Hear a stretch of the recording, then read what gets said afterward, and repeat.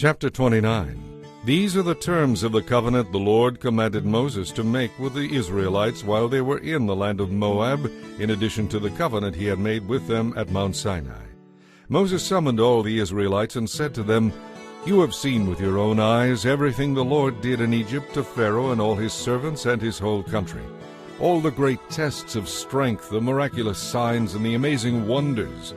But to this day the Lord has not given you minds that understand, nor eyes that see, nor ears that hear. For 40 years I led you through the wilderness, yet your clothes and sandals did not wear out. You had no bread or wine or other strong drink, but he gave you food, so you would know that he is the Lord your God. When we came here, King Sihon of Heshbon and King Og of Bashan came out to fight against us, but we defeated them.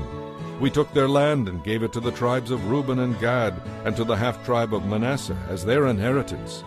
Therefore obey the terms of this covenant, so that you will prosper in everything you do. All of you, your tribal leaders, your judges, your officers, all the men of Israel, are standing today before the Lord your God. With you are your little ones, your wives, and the foreigners living among you, who chop your wood and carry your water. You are standing here today to enter into a covenant with the Lord your God. The Lord is making this covenant with you today, and he has sealed it with an oath. He wants to confirm you today as his people, and to confirm that he is your God, just as he promised you, and as he swore to your ancestors Abraham, Isaac, and Jacob. But you are not the only ones with whom the Lord is making this covenant with its obligations. The Lord your God is making this covenant with you who stand in his presence today, and also with all future generations of Israel. Surely you remember how we lived in the land of Egypt, and how we traveled through the lands of enemy nations as we left. You have seen there detestable idols made of wood, stone, silver, and gold.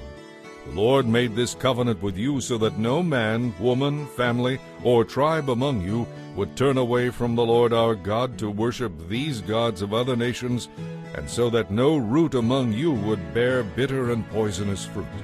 Let none of those who hear the warnings of this curse consider themselves immune, thinking, "I am safe, even though I am walking in my own stubborn way." This would lead to utter ruin. The Lord will not pardon such people. His anger and jealousy will burn against them. All the curses written in this book will come down on them, and the Lord will erase their names from under heaven. The Lord will separate them from all the tribes of Israel, to pour out on them all the covenant curses recorded in this book of the law. Then the generations to come, both your own descendants and the foreigners who come from distant lands, will see the devastation of the land and the diseases the Lord will send against it. They will find its soil turned into sulfur and salt, with nothing planted and nothing growing, not even a blade of grass. It will be just like Sodom and Gomorrah, Admah and Zeboim, which the Lord destroyed in his anger. The surrounding nations will ask, "Why has the Lord done this to his land? Why was he so angry?" And they will be told, "This happened because the people of the land broke the covenant they made with the Lord, the God of their ancestors, when he brought them out of the land of Egypt. They turned to serve and worship other gods that were foreign to them, gods that the Lord had not designated for them. That is why the Lord's anger burned against this land, bringing down on it all the curses recorded in this book. In great anger and fury the Lord uprooted his people from their land and exiled them to another land where they still live today.